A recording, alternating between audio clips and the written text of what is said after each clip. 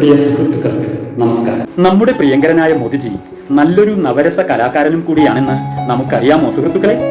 വിവിധ സംസ്ഥാനങ്ങളിലെ 2024 ലോക്സഭാ തിരഞ്ഞെടുപ്പ് ഫലങ്ങൾ അറിയുമ്പോൾ അദ്ദേഹത്തിന്റെ മുഖത്ത് മിന്നിമറഞ്ഞ അസാധ്യ നവരസങ്ങൾ നമുക്കൊന്ന് ആസ്വദിക്കാം കൂട്ടുകാരെ.